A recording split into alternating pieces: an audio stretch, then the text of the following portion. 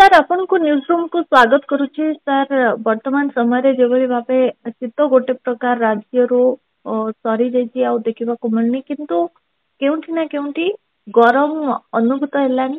ଗତ 2 ଦିନ କଥା ଆମେ ଯଦି କହିବା ହୁଏତ ନର୍ମାଲ ସ୍ଥିତି ଦେଖିବାକୁ ମିଳୁଛି। ବର୍ତ୍ତମାନ ପାଗକୁ ଅପଡେଟକୁ ନେଇ କଣ କହିବେ ସାର୍? ନମସ୍କାର। ବର୍ତ୍ତମାନ ଆମେ ଗୋଟେ ପରିବର୍ତ୍ତନ ଫେଜରେ ଅଛୁ। ଧୀରେ ଧୀରେ ଆମର ଗ୍ରୀଷ୍ମର ଯୋଉ ପ୍ରଭାବଟା ଅନୁଭୂତ ହଉଛି, ଆଉ ବର୍ତ୍ତମାନ ଯୋଉ ବାୟୁର ସଞ୍ଚାଳନ ହଉଛି, ଟିକେ ତାପମାତ୍ରା ମତେ ଲାଗୁଛି ବଢିବ। ଆଉ ନେକ୍ସଟ ଯୋଉ 48 ଘଣ୍ଟା ଆସୁଛି, ମତେ ଲାଗୁଛି ତାପମାତ୍ରା ବଢିବ।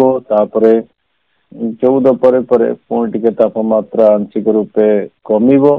ଆଜ୍ଞା ପୁଣି କିନ୍ତୁ ମତେ ଲାଗୁଛି 16 ପରେ ପରେ 17 ପରେ ପରେ ତାପମାତ୍ରାରେ ବୃଦ୍ଧି ଘଟିବ। କାରଣ ଏଇ ସବୁ ବାୟୁର ଯୋଉ ସଞ୍ଚାଳନ ହଉଛି, ବାୟୁର ଦିଗ ଉପରେ ବହୁତ ନିର୍ଭର କରୁଛି। କିନ୍ତୁ ଯଦି ଗୋଟେ ଓଭରଅଲ ଆପଣ ନେଇଯିବେ, ଆପଣ ଗୋଟେ ଉଷୁମ କଣ୍ଡିସନରେ ଅଛନ୍ତି।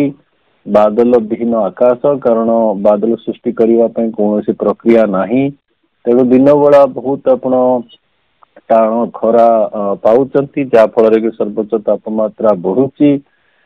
ରାତିରେ ବି ଆପଣଙ୍କର ଯେହେତୁ ବାଦଲ ମାନେ ନାହାନ୍ତି, ତେଣୁ ଟିକେ ଥଣ୍ଡା ହେଇଯାଉଛି। ସେଥିପାଇଁ କି କୁହୁଡିର ଯୋଉ ବି ବାତାବରଣ ଆଂଶିକ ରୂପେ ହଉ କି ମଡରେଟ ହଉ, ଇଏ ବି ବଳବତ୍ତର ରହିବ ଅପ୍ ଟୁ ମଧ୍ୟ ଭାଗ। ତାପରେ ବି ମତେ ଲାଗୁଛି ଫେବୃଆରୀ ମାସରେ। ତେଣୁ ଓଭରଅଲ ଆପଣ ଗୋଟେ ତାତି ପରିବେଶରେ ଅଛନ୍ତି ଆଉ ରହିବେ ମଧ୍ୟ। ଆଉ ଧୀରେ ଧୀରେ ବର୍ତ୍ତମାନ ଆମେ ଟ୍ରାନଜିସନ କରିଯିବା ଗ୍ରୀଷ୍ମ ପରିବେଶକୁ।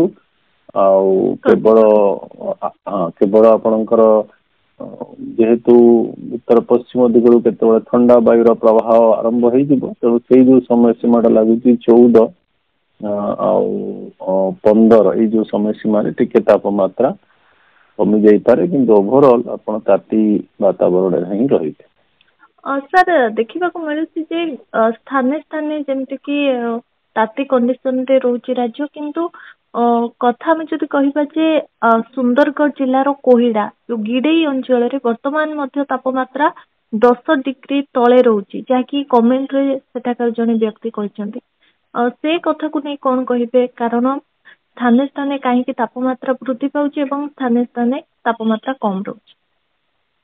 ନାଇଁ, ସେଇଟା ଥିଲା। ବର୍ତ୍ତମାନ ମତେ କାହିଁ ଲାଗୁନି ସେ ତାପମାତ୍ରା ଆଉ ବର୍ତ୍ତମାନ ଥିବ। ସେ ଥିଲା ଯେତେବେଳେ ଟିକେ ଉତ୍ତର ପଶ୍ଚିମ ଦିଗରୁ ଥଣ୍ଡା ବାୟୁର ପ୍ରଭାବ ହଉଥିଲା, ଯଦିଓ ଆମର ଉପକୂଳବର୍ତ୍ତୀ ଅଞ୍ଚଳରେ ଏତେ ପ୍ରଭାବଟା ଥଣ୍ଡାର ପ୍ରଭାବ ପରିଲକ୍ଷିତ ହେଇନଥିଲା। କିନ୍ତୁ ଯେହେତୁ ଉତ୍ତର ପଶ୍ଚିମ ଆଭ୍ୟନ୍ତରୀଣ ଜିଲ୍ଲା ମାନେ ଝାଡଖଣ୍ଡ ଆଉ ଛତିଶଗଡ ପାର୍ଶ୍ୱବର୍ତ୍ତୀ, ଯୋଉଟା ଆପଣ କହିଲେ ସୁନ୍ଦରଗଡ଼, ସେଇ ଆଜ୍ଞା ପାର୍ଶ୍ୱବର୍ତ୍ତୀ ଜିଲ୍ଲା ମାନଙ୍କରେ ମିନିମମ୍ ଯୋଉ ଆମର ସର୍ବନିମ୍ନ ତାପମାତ୍ରା ଟା ଟିକେ କମି ଯାଇଥିଲା। କିନ୍ତୁ ବର୍ତ୍ତମାନ ଆଉ ପରିସ୍ଥିତି ସେ ନାହିଁ।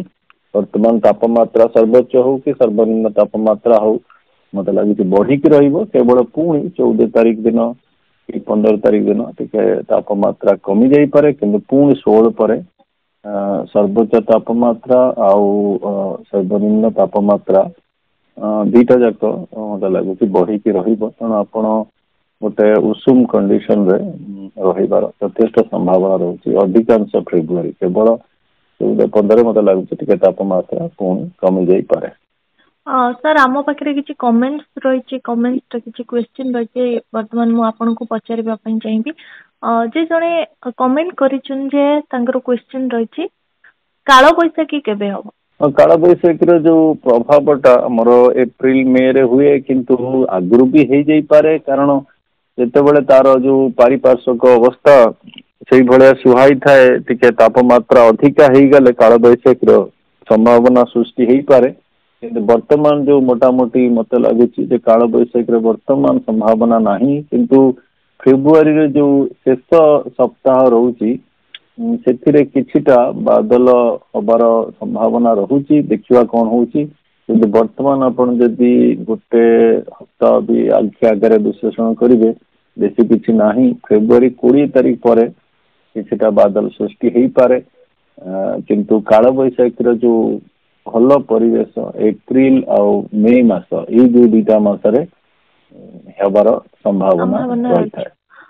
ତେବେ ସାର୍ ଆଉ ଜଣେ କମେଣ୍ଟ ତାଙ୍କର କ୍ୱେଶ୍ଚିନ୍ ରହିଛି ଯେ फेब्रुआरी मासरे शीतर प्रभाव और वर्षार प्रभाव केमती रहिबो आउ जनकर क्वेश्चन रही जे केंद्रीय बंगोपसागर केबे सक्रिय हेबो फेब्रुआरी मासरे सक्रिय रहिबो कि प्रथम कथा तो फेब्रुआरी मसरे बर्तमान आपण जदि 7-8 दिन आक्रम को नबे किसी वर्षार संभावना नहीं शीत भी नहीं सामान्य तापमात्रा कमी जीव 14-15 किंतु आपण ओवरऑल ताती कंडीशन रहिबे 19-20 परे परे किछिटा वातावरण सृष्टि होउची आपणकर जो हल्का वर्षा कंडीशन देखिबा कोन हबो किंतु वर्तमान किछि सेमती संभावना नहीं ताती कंडीशन रही द्वितीय जिनस जो केंद्रीय बंगोपसागर कथा कहले वर्तमान तो केंद्रीय बंगोपसागर सक्रिय संभावना यथेष्ट माने कम बर्तमान संभावना नहीं किंतु सेमती फेब्रुआरी शेष सप्ताह आड़े आम जो दक्षिण बंगोपसागर